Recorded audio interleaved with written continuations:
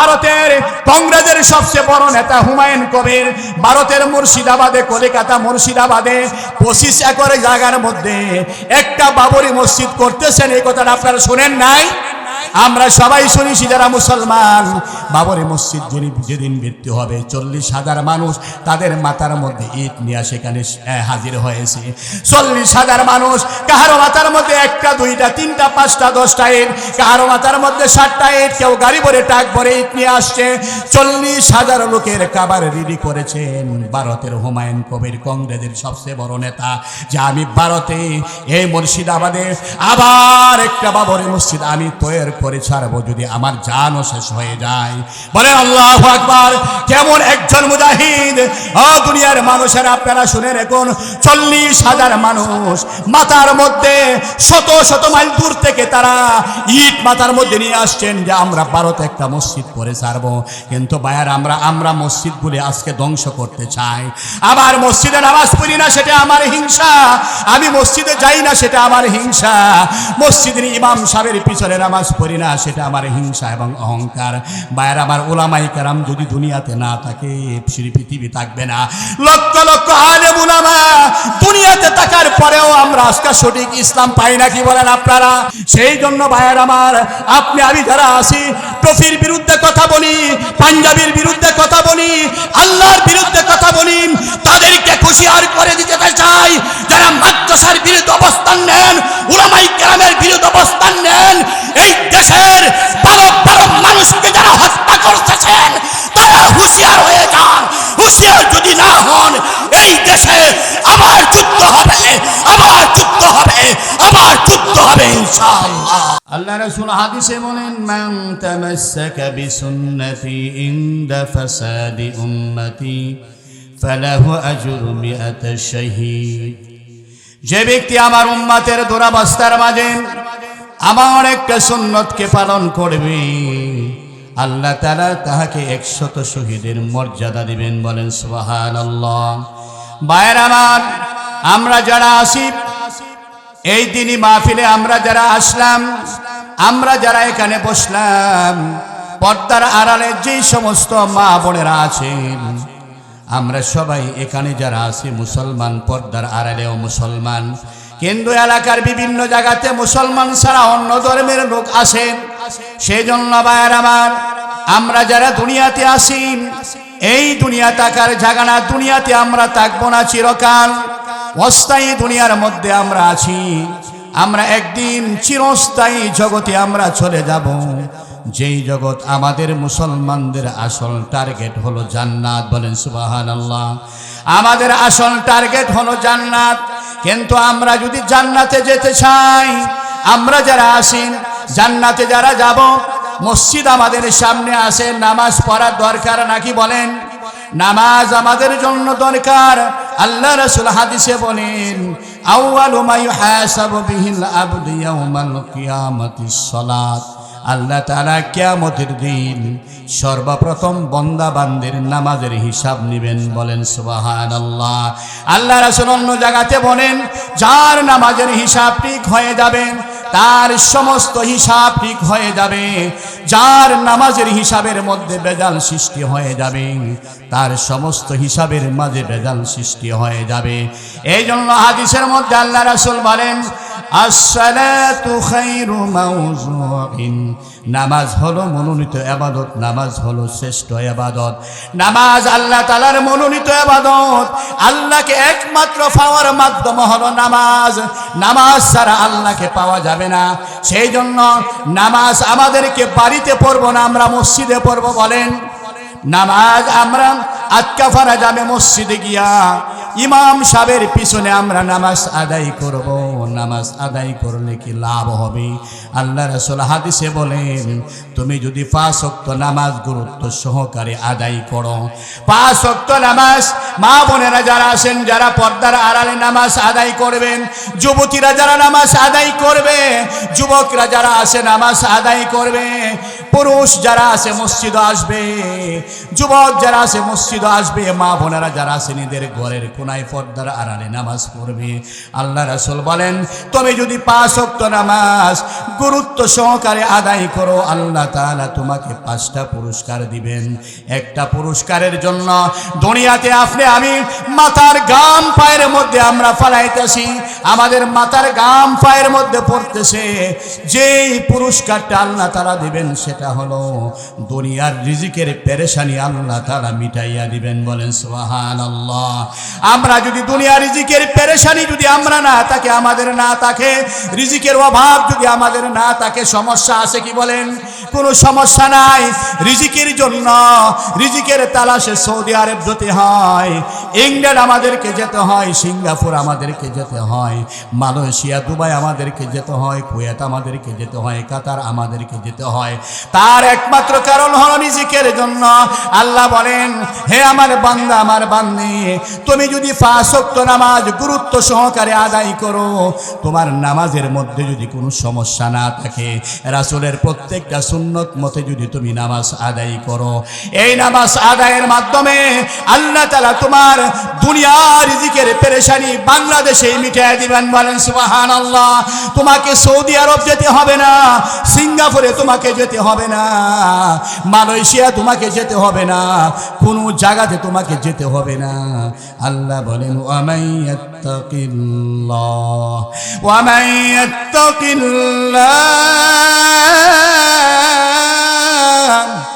يجعل له مخرجا ويرزقه من حيث لا يحتسب।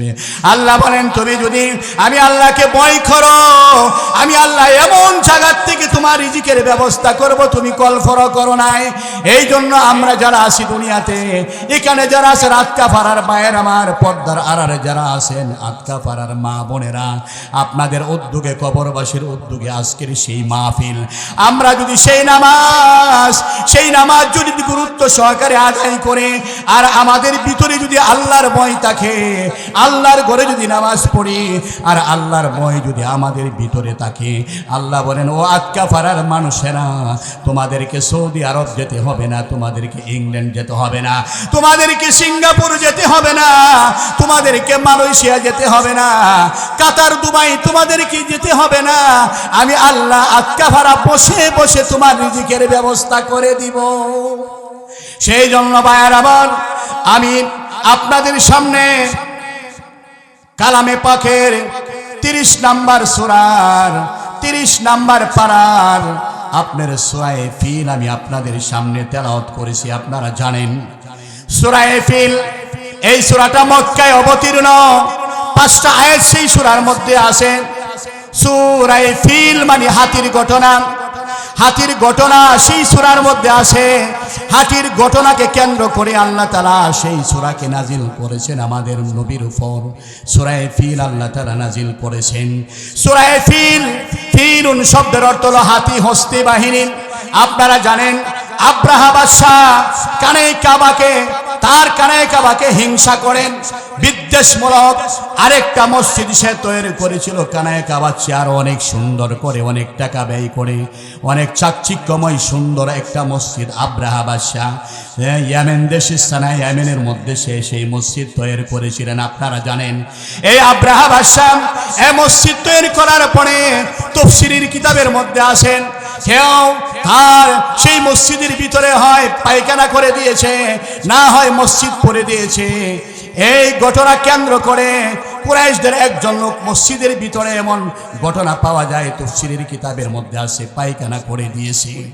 এই ঘটনাকে কেন্দ্র করেন সে আল্লাহর ঘরে কানায় কাবা ভাঙবার জন্য সে চলে আসছেন হাতি নিয়া, শত শত হাতি, কোন কোন রিওয়ায়াতে আছে 70টা হাতি, কোন কোন রিওয়ায়াতে আছে হাজার হাজার হাতি নিয়া, শত শত হাতি নিয়া আল্লাহর ঘর কানায় কাবাকে হিংসাত্মকমূলক ধ্বংস করার জন্য সে চলে আসছে। আমি আল্লাহর ঘর কানায় কাবাকে আমি ধ্বংস করে দিব। বলেন নাউজুবিল্লাহ। আল্লাহর ঘর কানায় কাবাকে ধ্বংস করা যাবে, আতকাপাড়ার মসজিদ কি ধ্বংস কেউ করতে পারবে কি বলেন আপনারা? মসজিদের পক্ষে না বিপক্ষে আপনারা? এই আতকাপাড়া জামে মসজিদের পক্ষে না বিপক্ষে? সেই কানায় কাবাকে ধ্বংস করার জন্য হস্তি বাহিনী নিয়ে আব্রাহা বাদশাহ ইয়েমেন দেশ থেকে সৌদি আরবে চলে আসছে। মক্কার মধ্যে সেই সফর করতেছে সেই আসহাবে ফিল অনেক হাতি নিয়ে সে কি করছে, মসজিদ ধ্বংস করার জন্য সেখানে চলে আসছেন। কিন্তু আল্লাহ তাআলা মসজিদ কানায় কাবাকে ধ্বংস করার জন্য আল্লাহ তাআলা দিয়েছেন কি বলেন, আল্লাহ বলেন ওয়া আরসালা আলাইহিম তায়রান আবাবিল। আমি আল্লাহ তাআলা যাকে আমি আল্লাহ তাআলা পাখি পাঠিয়ে দিলাম, আমি আল্লাহ তাআলা যাকে পাখি পাঠাইলাম। আবাবিল এটা বহু বচন, আরবিতে একটা শব্দ বহু বচন, মানে এটা এক বচন দ্বি বচন বহু বচন। যারা এক বচন বুঝেন, দ্বি বচন বুঝেন, বহু বচন বুঝেন, গ্রামার আছে। এই জন্য অনেক পাখি যাকে পাখি আল্লাহ তাআলা পাঠিয়ে দিয়েছেন। কিভাবে পাঠাইছেন তাফসীরি কুরতুবীর মধ্যে আছে, সেই পাখিটা কবুতরের চেয়ে আরো ছোট এবং কবুতরের চেয়ে আরো ছোট এবং সরের চেয়ে আরো বড়। এই পাখি আল্লাহ তাআলা পাঠিয়ে দিয়েছেন। কিভাবে পাঠিয়ে দিয়েছেন আল্লাহ তাআলা কুদরতিভাবে পাখিগুলা পাঠিয়ে দিয়েছেন। ওয়া আরসালা আলাইহিম তায়রান আবাবিল তারমিহিম বিহিজারাতিন মিন সিজ্জিল। আল্লাহ তাআলা সেই পাখিগুলিকে এমন ভাবে পাঠাইলেন, সিজ্জিন মানে ভিজা মাটি দিয়া। আপনারা জানেন আমরা ছোটবেলা 20 থেকে 30-40 বছর আগে মাটি দিয়া আমরা মার্বল গুলি বানাইতাম। ভিজা মাটি দিয়া গুলি বানায়া রোদ্রে শুকাইয়া এটা আবার গোলাল দিয়া সুট দিয়া পাখিগুলা আমরা শিকার করতাম। কি বলেন, পাখি শিকার করতাম। তাফসীরে কুরতুবীর মধ্যে আসছে ভিজা মাটি দিয়া সেই গুলি বানায়া মার্বল বানায়া এটা শক্ত করে আল্লাহ তাআলা দিয়া দিলেন। তোমরা সেটা নিজের টুটের মধ্যে লাও, তোমরা পায়ের মধ্যে লাও এবং সেটা হাতির উপর তোমরা মারো। আল্লাহ তাআলা কুদরতিভাবে হাতির উপর মারলেন। আল্লাহ তাআলা কি করলেন, হাতির উপর যখন এই পাখিগুলা সেই কঙ্কর নিক্ষেপ করলেন, এটা আল্লাহ তাআলার পক্ষ থেকে কঙ্কর নিক্ষেপ করা, সেটা মানুষের কোনো পক্ষ থেকে না। বলেন সুবহানাল্লাহ। আল্লাহ তাআলা পবিত্র কোরআনে বলেন إذ رميت وما رميت إذ رميت ولكن الله رمى। হে নবী, বদরের যুদ্ধের প্রতিটি তীর আপনি মারেন না, বলুন আমি আল্লাহ তাআলা মেরেছি। বলেন সুবহানাল্লাহ। ওয়ামা রামাইতা ইয রামাইতা ওয়ালাকিন্নাল্লাহ রামা। হে নবী, আপনি দেখেছেন যে আমি আসহাবে ফিল হাতিওয়ালা হস্তি বাহিনীকে আমি আল্লাহ তাআলা কুবুরের চেয়ে ছোট কুবুরের চেয়ে কবুতরের চেয়ে ছোট পাখি সরের চেয়ে বড় টুটের মধ্যে সেই পাথর নিয়া কঙ্কর নিয়া পায়ের মধ্যে সেই কঙ্কর নিয়া আসমান থেকে যখন নিচের মধ্যে ছাড়েন, হাতির মধ্যে যখন পড়েন, তখন হাতি পড়ার সাথে সাথেই পাগুলা সাইটে জমিনের মধ্যে দিয়া সাইটটিতে দুনিয়ার থেকে বিদায় হয়ে যান। বলেন সুবহানাল্লাহ। এটা করেছেন কে? আল্লাহ। আল্লাহ বলেন আমি এমন করেছি ফাজআলাহুম কাআসফিম মাকুল।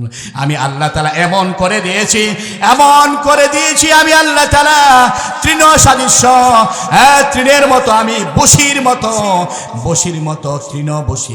মতো আমি আল্লাহ তাআলা তাদেরকে করে দিয়েছি। এটা বসি মানে আমরা বসি, এটা এমনি, এটা সাবানো। বসি তো এমনি সাবানো, আরো যদি বসিকে কেউ সাবাই কি বলেন, এটা একবারে পেশে যাবে। আল্লাহ বলেন এভাবে আমি তাদেরকে ধ্বংস করে দিয়েছি। কেন ধ্বংস করে দিয়েছি? যারা আক্কাফারা জামে মসজিদকে হিংসা করে, যারা অহংকার করে বিদ্বেষ করে, যারা কানায় কাবাকে হিংসা করে বিদ্বেষ করে যে আমি কানায় কাবা ধ্বংস করে দিব, আমি কোরআনকে ধ্বংস করে দিব, আমি হাদিসকে ধ্বংস করে দিব, আমি মাথার টুপিকে শেষ করে দিব, আমি মুখের দাড়িকে শেষ করে দিব, আমি পাঞ্জাবি শেষ করে দিব। এমন আছে না নাই? এই জন্য বলেন আল্লাহ বলেন ও দুনিয়ার মানুষেরা জেনে রেখো, যেই বছর আমার নবী দুনিয়াতে আগমন করেছেন, সেই বছরই আসহাবে ফিলের ঘটনা দুনিয়াতে ঘটে আমি আল্লাহ তাআলা দিলাম। আসহাবে ফিলের ঘটনা আমি আল্লাহ তাআলা ঘটাইলাম। এটা নবীজির সবচেয়ে বড় একটা মুজিজা। আর যখন নবীজি দুনিয়াতে এসেছেন, দুনিয়াতে আসার সাথে সাথে শাম এবং সিরিয়া তদানীন্তনকালের রোম এবং পারস্য সারা পৃথিবীর সবচেয়ে শক্তিধর রাষ্ট্র ছিলেন। শাম এবং সিরিয়ার মধ্যে 1000 বছর একটা অগ্নি প্রজ্বলিত ছিল। আল্লাহর নবী আসার সাথে সাথে অটোমেটিকভাবে সেই আগুনটা নিভে গেলেন। বলেন সুবহানাল্লাহ। সেই জন্য ভাইয়ার আমার, আপনি আমি যারা দুনিয়াতে আসি, আপনি আমি দুনিয়াতে থাকবো না। আল্লাহ বলেন, ও দুনিয়ার মানুষেরা শুনে রেখো, যারা আল্লাহর ঘরের বিরুদ্ধে করো, যারা মাদ্রাসার বিরুদ্ধে করো, যারা কোরআনের বিরুদ্ধে করো, যারা দাড়ির বিরুদ্ধে করো, টুপির বিরুদ্ধে করো, যারা পাঞ্জাবির বিরুদ্ধে করো, যারা ইসলামের বিরুদ্ধে করো, তোমরা শুনে রেখো, যারা আল্লাহর ঘরের বিরুদ্ধে করো, এই আপনার আব্রাহা বাদশাহ, এত বড় বাদশাহ টিকে থাকতে পারে নাই, ফেরাউন টিকে থাকতে পারে নাই, নমরুদ টিকে থাকতে পারে নাই, কেউ দুনিয়া নাই। আমার কানায় কাবার বিরুদ্ধে যারা করেছ, আমার কানায় কাবার বিরুদ্ধে স্মরণ যারা করেছে, আব্রাহা বাদশাহ তারা হস্তি বাহিনী নিয়ে শেষ হয়ে গেল। তাফসীরের কিতাবের মধ্যে আসছেন, হযরতে আসমা এবং হযরতে আয়েশা রাদিয়াল্লাহু তাআলা আনহুমা বলেন, যারা আল্লাহর ঘরে কানায় কাবা যারা ধ্বংস করার জন্য আসছিল, যে একবারে কানায় কাবা শেষ করে দেব, এদেরকে আমরা বিকলাঙ্গ এবং চক্ষু একবারে ধ্বংস হয়ে গেছে, একবারে ল্যাংড়া হয়ে গেছে, লুলা হয়ে গেছে। এই অবস্থার মধ্যে আমরা সারা দুনিয়াতে ছিলাম, তারা আমরা দেখেছি যারা কানায় কাবাকে ধ্বংস করার জন্য আসছিল। আপনারা জানেন, ভারতের বাবরি মসজিদ যারা ধ্বংস করেছে, বড় বড় শিখ সেনা ছিল, 32 জন 30 জন শিখ সেনা যারা বাবরি মসজিদ ধ্বংস করেছে, তাদের চক্ষু আছে, কিন্তু চক্ষুর পাওয়ার আল্লাহ তাআলা উঠে আনিছেন। বলেন সুবহানাল্লাহ। এটা করেছেন কে? আল্লাহ তাআলা করেছেন। বাবরি মসজিদ ধ্বংস হয়ে গেল, ধ্বংস তারা করে দিয়েছেন আল্লাহ তাআলা। সেই বাবরি মসজিদ যারা ধ্বংস করেছেন, পরবর্তীতে যারা বড় বড় ছিল সবাই মুসলমান হয়ে ইসলাম ধর্মের মধ্যে তারা দীক্ষিত মুসলমান হয়ে গেছেন। বলেন সুবহানাল্লাহ। এখনো আপনারা জানেন, ভারতের কংগ্রেসের সবচেয়ে বড় নেতা হুমায়ুন কবির ভারতের মুর্শিদাবাদে, কলিকাতা মুর্শিদাবাদে 25 একর জায়গার মধ্যে একটা বাবরি মসজিদ করতেছেন। এই কথাটা আপনারা শুনেন নাই? আমরা সবাই শুনেছি যারা মুসলমান। বাবরি মসজিদ যেদিন মৃত্যু হবে, 40,000 মানুষ তাদের মাথার মধ্যে ইট নিয়ে সেখানে হাজির হয়েছে। 40,000 মানুষ, কাহারো মাথার মধ্যে 1টা 2টা 3টা 5টা 10টা ইট, কাহারো মাথার মধ্যে 7টা ইট, কেউ গাড়ি ভরে ট্রাক ভরে ইট নিয়ে আসছে। 40,000 লোকের কাবার রেডি করেছেন ভারতের হুমায়ুন কবির, কংগ্রেসের সবচেয়ে বড় নেতা, যে আমি ভারতে এই মুর্শিদাবাদে আবার একটা বাবরি মসজিদ আমি তৈরি করে ছাড়বো, যদি আমার জানও শেষ হয়ে যায়। বলে আল্লাহু আকবার। কেমন একজন মুজাহিদ! ও দুনিয়ার মানুষেরা, আপনারা শুনে রাখুন, 40,000 মানুষ মাথার মধ্যে শত শত মাইল দূর থেকে তারা ইট মাথার মধ্যে নিয়ে আসছেন, যে আমরা ভারতে একটা মসজিদ করে ছাড়বো। কিন্তু ভাইয়ার, আমরা মসজিদ বলে আজকে ধ্বংস করতে চাই। আবার মসজিদে নামাজ পড়ি না, সেটা আমার হিংসা। আমি মসজিদে যাই না, সেটা আমার হিংসা। মসজিদের ইমাম সাহেবের পিছনে নামাজ পড়ি না, সেটা আমার হিংসা এবং অহংকার। ভাইয়ার আমার, ওলামায়ে কেরাম যদি দুনিয়াতে না থাকে, পৃথিবী থাকবে না। লক্ষ লক্ষ আলেম উলামা দুনিয়াতে থাকার পরেও আমরা আজকে সঠিক ইসলাম পাই না। কি বলেন আপনারা? আলেম উলামার অভাব নাই। বাংলাদেশেও হাজার হাজার লক্ষ লক্ষ উলামায়ে কেরাম, সৌদি আরব আছে উলামায়ে কেরাম, ইন্দোনেশিয়া আছে উলামায়ে কেরাম, আপনার পাকিস্তানে আছে উলামায়ে কেরাম, ভারতে আছে সারা বিশ্বের শ্রেষ্ঠ মাদ্রাসা দারুল উলুম দেওবন্দ ভারতে আছে না নাই?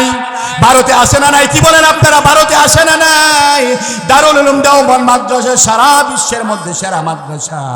আল্লাহর রাসূলের স্বপ্নের মাধ্যমে লাঠি দিয়া সেই জায়গার মধ্যে দাগ দিয়েছিলেন। বলেন সুবহানাল্লাহ। সেই মাদ্রাসার মধ্যে, এখানে দারুল উলুম দেওবন্দ সাহারানপুরে এই ভারতের মধ্যে একটা মাদ্রাসা হয়েছেন। এই মাদ্রাসার মধ্যে হাজার হাজার ছাত্র আছে না নাই? আমাদের বাংলাদেশে হাটহাজারী মাদ্রাসা হাজার হাজার ছাত্র আছে না নাই? সরমুনার মাদ্রাসার মধ্যে হাজার হাজার ছাত্র আছে না নাই? কি বলেন? সরমুনার হাতে প্রায় 10,000 উপরে মাদ্রাসা আছে না নাই? উনি নিজেই পরিচালনা করেন। এই মাদ্রাসাগুলি যদি না থাকতো, মাথার মধ্যে টুপি থাকলো না, মুখের মধ্যে দাড়ি থাকলো না, পরমে পাঞ্জাবি থাকলো না। মাতার এই মাদ্রাসাগুলি যদি না থাকতো, উলামায়ে কেরাম যদি না থাকতো, তারা যদি কোরআন হাদিস যদি না পড়াইতো, এই মসজিদ থাকতো না, মসজিদের মধ্যে কে ইমামতি করতো? এই জন্য আমরা অনেক সময় বলি আলেম ওলামার দরকার নাই। এই বলদ ভণ্ড, আলেম ওলামার দরকার নাই, তুই কিভাবে কথা বলস? উলামায়ে কেরাম যদি দুনিয়াতে না থাকে রে বলদ, তুই শুনে রাখ, তুই বুঝে রাখ, শুনে রাখ, তোর জানাজা পড়ার মতো লোক এই দুনিয়াতে পাওয়া যাবে না। আলেম যদি দুনিয়াতে না থাকে, জানাজা পড়ার মতো লোক থাকবে না সেই দুনিয়াতে। আলেম যদি দুনিয়াতে না থাকে, কোরআন পড়নেওয়ালা লোক দুনিয়াতে থাকবে না, হাদিস পড়ানেওয়ালা লোক দুনিয়াতে থাকবে না। সেই জন্য ভাইয়ের আমার, আপনি আমি যারা দুনিয়াতে আসি, এই আব্রাহা বাদশাহ আল্লাহর ঘরে কানায় কাবাগে ধ্বংস করার জন্য আসছিলেন, কিন্তু ধ্বংস করতে পারে নাই, নিজেই ধ্বংস হয়ে গেছেন, নিজেই ধ্বংস হয়ে গেছেন। যে কেন কানায় কাবার দিকে তারা নামাজ পড়ে। আমি যেই ইয়েমেন দেশের সানায়া প্রদেশের মধ্যে আমি কানায় কাবা বানাইলাম, আমার সেই ঘরের দিকে কেন রূপ করে তারা নামাজ পড়ে না? আল্লাহর ঘরে কানায় কাবাকে ধ্বংস করার জন্য চেষ্টা করতেছিল, কিন্তু চেষ্টা তার বিফল না সফল? তার চেষ্টা বিফল হয়েছে, সফল হয় নাই। সেই জন্য ভাইয়ের আমার, আপনাদেরকে ঘোষণা করে দিতে চাই, যারা আল্লাহর বিরুদ্ধে কথা বলে, নবীর বিরুদ্ধে কথা বলে, এমন লোক আসে না নাই? এদিকে তাকান, এমন লোক আসে না নাই? আবুল ফজল সরকার, সে আল্লাহর বিরুদ্ধে কথা বলেছেন, যে আল্লাহ কোরআনের এক জায়গাতের মধ্যে এক কথা, আরেক জায়গার মধ্যে আরেক কথা। এই আবুল ফজল সরকার যিনি আল্লাহর বিরুদ্ধে কথা বলেছেন, সে কি মুসলমান না কাফের হয়ে গেছে? কি বলেন আপনারা? এই আবুল সরকার বাউল, হ্যাঁ, আরো বাউল যারা দুনিয়াতে আসস, সুজা হয়ে যা, যদি সুজা হয়ে না যাস, তোদের অস্তিত্ব বাংলাদেশে থাকবে না, এই দেশের মধ্যে থাকবে না। কারণ তোর মতো অনেক বাউল যারা আসস, তোর মতো আরো অনেক শক্তিশালী, তোর চেয়ে আরো অনেক বড় ছিল ফেরাউন নমরুদ, 60 হাত লম্বা ছিল ফেরাউন, কিন্তু আল্লাহর বিরুদ্ধে চরণ করছে, নিজেই খোদা দাবি করেছে, সে তো একটা পারছে, দুনিয়াতে থাকতে পারে নাই। আল্লাহ বলেন, তোরে আমি এসেই ফেরাউন, তোরে আমি হাজার হাজার বছর, প্রায় 3500 বছর উপরে পানির মধ্যে আমি তোরে রাখলাম, তোরে পানিও স্পর্শ করে নাই, কোনো মাছও তোকে খাই নাই, পানিও তোকে খাই নাই। আমি আল্লাহ তাআলা তোর বদনটাকে কিয়ামতের আগ পর্যন্ত হেফাজত করছি। কেন হেফাজত করছি? সারা পৃথিবীর মানুষের নসিহত গ্রহণ করবে যে ফেরাউন আল্লাহ দাবি করছিল, কিন্তু সে দুনিয়াতে টিকে থাকতে পারে নাই। কয়েকশো বছর পর্যন্ত আল্লাহ তাআলা তাকে হায়াত দিছিলেন, তার সর্দিও হয় নাই, কাশ হয় নাই। কিন্তু অনেক লোক আমাদের দেশে আছে, তার সর্দিও হয় নাই, কাশও হয় না, জ্বরও হয় নাই। মায়েরা আমার, আর সে বলে আমি তো সুদ খাই, ঘুষ খাই, আমার তো জ্বরও হয়েছে না, সর্দিও হয়েছে না। ভাই, তোর ফেরাউনের কাজ তো তোর মধ্যে আছে না নাই? তোমার মধ্যে ফেরাউনের কাজ তো আছে। ফেরাউনের জ্বর হয় নাই, সর্দি হয় নাই, কাশি হয় নাই। আল্লাহ তাআলা তাকে প্রশ্রয় দিয়েছে যে তোমাকে আমি 400 বছরের উপরে হায়াত দিলাম, পানির মধ্যে আমি তোমাকে হাজার হাজার বছর আমি রাখলাম, কিয়ামতের আগ পর্যন্ত তোমাকে মিশরের পিরামিডের মধ্যে আমি সুটকি বানায় রাখলাম। সারা পৃথিবীর মানুষে তোমাকে দেখবে আর নসিহত গ্রহণ করবে। যারা আল্লাহর বিরুদ্ধে করেছে, যারা কোরআনের বিরুদ্ধে অবস্থান নিয়েছে, তাদের অবস্থা দেখো কি, তাদের অবস্থা কি। এই জন্য ঘোষণা করে দিতে চাই, যারা আল্লাহর বিরুদ্ধে, কোরআনের বিরুদ্ধে, হাদিসের বিরুদ্ধে যারা অবস্থান নিয়েছেন, আলেম ওলামার বিরুদ্ধে যারা অবস্থান নিয়েছেন, অতি তাড়াতাড়ি হক্কানি উলামায়ে কেরামদের কাছে তওবা করে, হ্যাঁ, তাড়াতাড়ি সহিহ দ্বীন বোঝার অপেক্ষা করতে থাকেন এবং উলামায়ে কেরামের কাছে যান। বড় বড় উলামায়ে কেরাম যারা আছেন, হক্কানি আলেম, তাদের শরণাপন্ন হইয়া তওবা করে আবার নতুন করে মুসলমান হয়ে যান। কারণ ভাইয়ের আমার, দুনিয়াতে যদি আলেম না থাকে, এই পৃথিবী থাকবে না। একজন আলেমের পিছনে নামাজ পড়া, একজন নবীর পিছনে নামাজ পড়া, বলেন সুবহানাল্লাহ। আল্লাহ রাসূল হাদিসে বলেন, একজন আলেমকে সালাম দেওয়া, আমি মুহাম্মদ সাল্লাল্লাহু আলাইহি সাল্লামকে সালাম দেওয়া, একজন আলেমের সাথে বসা, নবীজির সাথে বসা, বলেন সুবহানাল্লাহ। তুমি সেই আলেমের বিরুদ্ধে কিভাবে তোর করো, তোমার বুকটাও কাঁপে না? এই আলেমের বিরুদ্ধে কিভাবে তুমি কথা বলো, এই আলেমের বিরুদ্ধে কিভাবে অবস্থান নাও? আলেম কি আল্লাহর সমান? আল্লাহর বিরুদ্ধে কথা বলে, নবীর বিরুদ্ধে কথা বলে, কোরআনের আইনের বিরুদ্ধে কথা বলে, কোরআনের বিরুদ্ধে কথা বলে, হাদিসের বিরুদ্ধে কথা বলে। এই জন্য ভাইয়ের আমার, মা বোনেরা যারা আছেন, আতকাফারার মা বোনেরা, পর্দার আড়ালে আপনারাও যারা আছেন, কোরআনের বিরুদ্ধে কথা বলা যাবে না, হাদিসের বিরুদ্ধে কথা বলা যাবে না, মসজিদকে হিংসা করা যাবে না, মাদ্রাসাকে হিংসা করা যাবে না। আতকারা ভাড়া মাদ্রাসা আছে না নাই? হালিমাতুস সাদিয়া মহিলা মাদ্রাসা আছেন। আল্লাহ রাসূল হাদিসে বলেন, তলাবুল ইলমি ফরিদাতুন আলা কুল্লি মুসলিম। আলা কুল্লি মুসলিম মানে প্রত্যেক মুসলমান নরনারীর উপর আল্লাহ তাআলা ইলমে দ্বীন শিক্ষা ফরজ করেছেন। পুরুষ যেভাবে মাদ্রাসার মধ্যে ইলমে দ্বীন শিখবে, মহিলারাও শিখবে। আতকাফারা মাদ্রাসা কি বলেন? আর অন্যান্য জায়গা মাদ্রাসাগুলি আছে, এই মাদ্রাসার মধ্যে পুরুষ যেভাবে ইলমে দ্বীন শিখবে, আতকাফারা মহিলা মাদ্রাসার মধ্যে মহিলারাও সেভাবে ইলমে দ্বীন শিক্ষা করবে। একজন আলেমের এত বড় দাম। হাদিসের মধ্যে আসছে, একজন আলেম যদি দুনিয়ার থেকে মারা যায়, একটা পৃথিবী মারা গেলে যেই কষ্ট হবে, এর চেয়ে বেশি কষ্ট আল্লাহ বলে আমার লাগে একজন আলেম যদি মারা যায়। সেই জন্য ভাইয়ের আমার, আলেমের বিরুদ্ধে করবেন কি বলেন? আর কোনোদিন জীবনে, যে আমার জীবনে কোনোদিন আলেমের বিরুদ্ধে কথা বলবো না, কোরআনের বিরুদ্ধে অবস্থান নিব না, হাদিসের বিরুদ্ধে অবস্থান নিব না। হক্কানি উলামায়ে কেরাম যা আমাকে তা বলে সেটা আমরা মেনে নিব। হ্যাঁ, এটা আমরা মেনে নিব। আর হক্কানি উলামায়ে কেরাম যারা না, তাদের কথা আমরা মানতে পারি না। যারা বন্ড, যারা বন্ড, যারা বন্ড, তাদেরকে আমরা মানতে পারি না। বন্ড কাকে বলা হয়? যারা মাজারে গিয়ে সেজদা করে, যারা মাজারে যায় সেজদা করে, যারা পুরুষকেও মুরিদ করে, প্রকাশ্যে মহিলাদেরকেও মুরিদ করে। এমন ফির দুনিয়াতে আসে না নাই? কি বলেন আপনারা? এমন ফির দুনিয়াতে আসে না নাই? আমাদের দেশে এই আওয়াজও কিছুদিন গত বছর হয়েছিল যে সুন্নত নামাজ আগে ফরজের, এরপরে হলো ফরজ নামাজ। বাইরে আমার আমি বলতে চাই, এরা বলতেছে সুন্নত নামাজ আগে, এরপরে হলো ফরজ নামাজ। সুন্নত নামাজ আগে, আমার নবীও আগে, বলেন নাউজুবিল্লাহ। এরপরে ফরজ নামাজ, আল্লাহ হলো নবীর পরে, বলেন নাউজুবিল্লাহ। সুন্নত নামাজ আগে, এই জন্য কি নবী বড় হয়ে গেছে? কি বলেন আপনারা?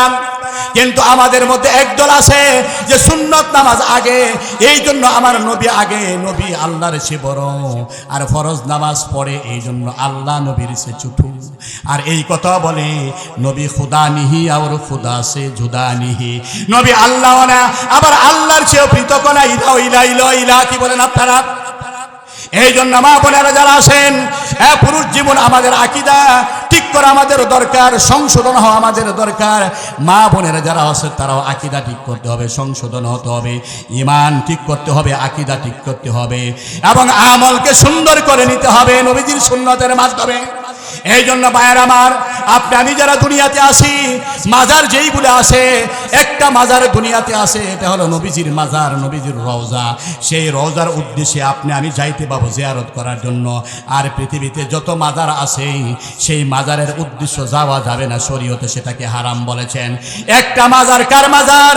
নবীজির মাজার, নবীজির রওজা। সেই রওজা জিয়ারতের উদ্দেশ্য যেতে হবে।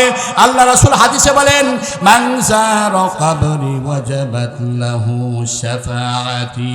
যে ব্যক্তি আমার কবর জিয়ারত করলো, তার জন্য আমি নবীজির সুপারিশ ওয়াজিব হয়ে গেল, বলেন সুবহানাল্লাহ।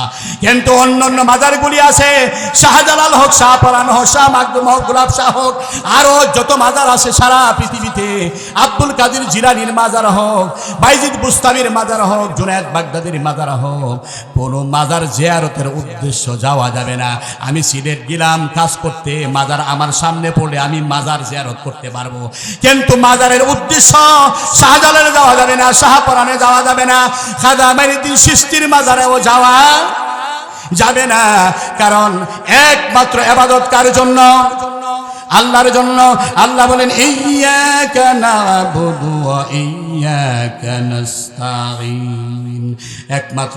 একমাত্র আমরা তোমারই ইবাদত করি, একমাত্র তোমারই কাছে আমরা সাহায্য চাই। কার কাছে? আল্লাহর কাছে। আল্লাহ রাসূল হাদিসে বলেন, মান লাম ইয়াসআলিল্লাহ ইয়াগদাব আলাইহি। আল্লাহকে ছাড়া দুনিয়ার কাহারো কাছে কোনো কিছু চাওয়া যাবে না, একমাত্র চাইতে হবে আল্লাহর কাছে। আল্লাহ বলেন, আল্লাহ রাসূল হাদিসে বলেন, আল্লাহর কাছে চাইলে আল্লাহ খুশি, আল্লাহর কাছে না চাইলে আল্লাহ কি বেজার। हर गोरी में देने तो तैयार है, हर गोरी में देने तो तैयार है, जो न मांगे उससे तू बेजार है। আল্লাহ সব সময় দেওয়ার জন্য প্রস্তুত, যেই ব্যক্তি চায় আল্লাহ তাকে দিয়া দিবে, আর আল্লাহর কাছে যদি সে না চায় আল্লাহ বেজার হয়ে যায়। এই জন্য আমরা কার কাছে চাইবো? আল্লাহর কাছে চাইবো। আল্লাহ গো আমাকে একটা ছেলে দাও, আল্লাহ গো আমাকে একটা মেয়ে দাও, আল্লাহ আমার ছেলেটা সিঙ্গাপুরে আছে অসুবিধার মধ্যে, তুমি তার সুবিধা করে দাও।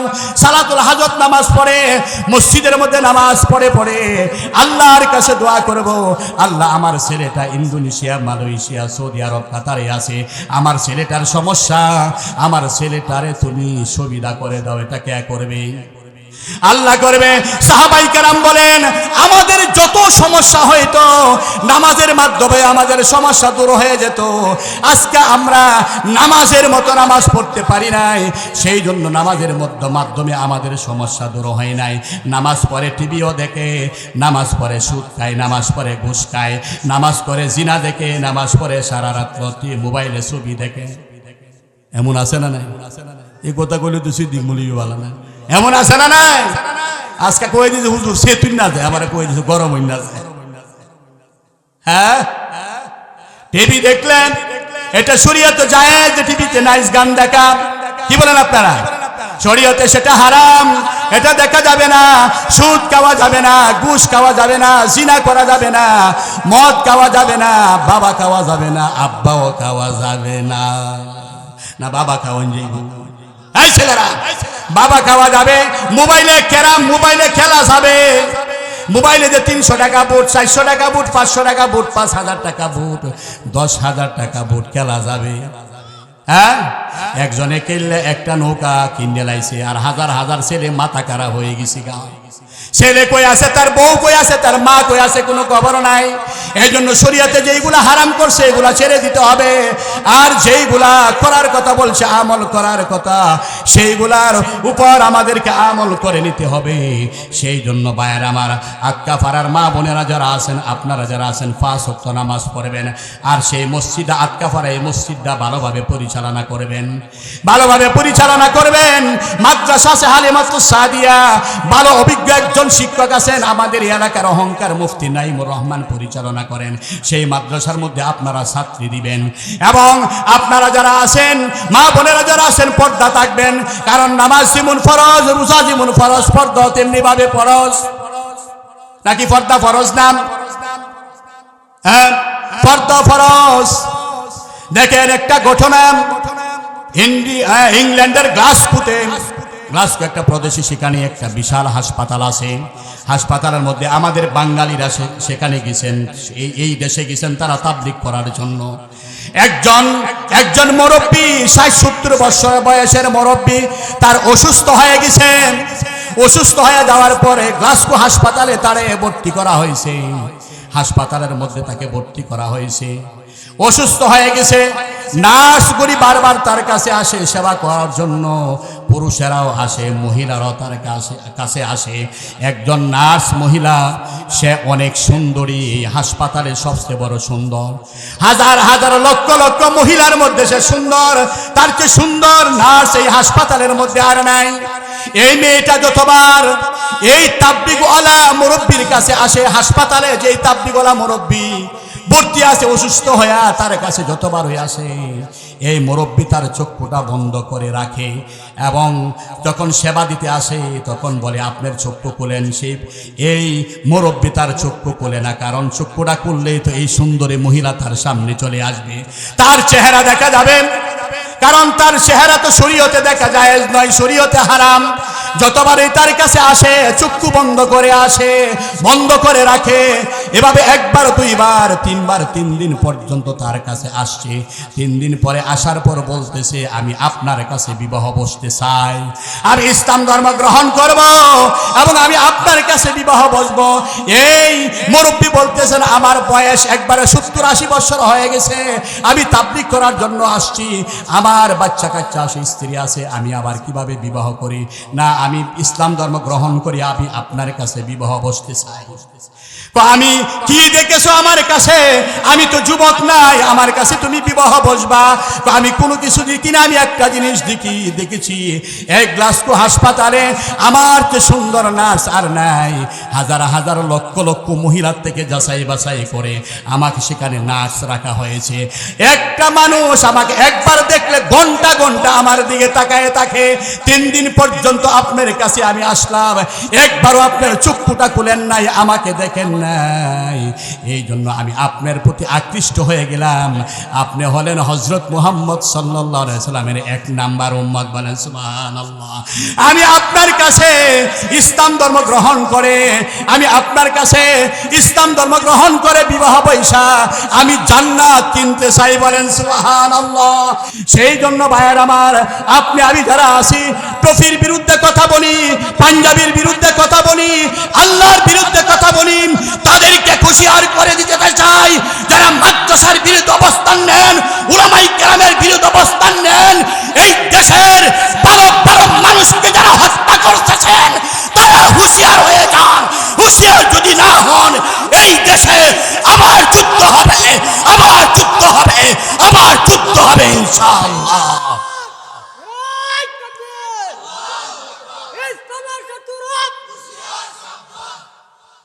আবার ঘোষণা করে দিতে চাই, যারা খুনের সাথে জড়িত, গুমের সাথে জড়িত, এই দেশের টাকা যারা আত্মসাৎ করে বিদেশে পাচার করেছেন, আবার চেষ্টা করে যান চরমুনার ফিরকে রাখবো না, মামুনুল হক সাহেবকে থাকতে দেব না। বলতে চাই, যদি মামুনুল হক সাহেবের উপর আঘাত আসে, কোন উলামায়ে কেরামের উপর আঘাত আসে, এই দেশের লক্ষ লক্ষ তাওহীদ জনতা, এই দেশের উলামায়ে কেরাম এই দেশে আপনার যুদ্ধ ঘোষণা করবে ইনশাআল্লাহ, যুদ্ধ ঘোষণা করবে ইনশাআল্লাহ।